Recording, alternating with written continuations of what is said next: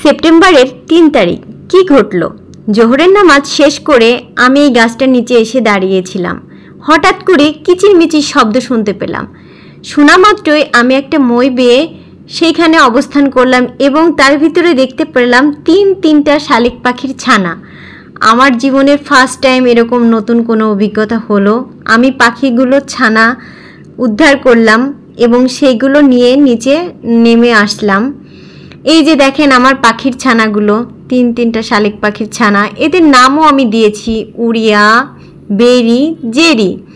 একটা মেয়ে আর 2টা ছেলে। তারপর বাবাকে বাজারে পাঠালাম এই ছানাগুলোর জন্য খাবার আনতে। এদের ছোট ছোট খাবার খাওয়াতে হবে এখন, যেহেতু এরা খুবই ছোট। তো আপনারা সবাই আমার পাশে থাকবেন, দেখবেন পাখিগুলোর কি সুন্দর যত্ন করি আমি।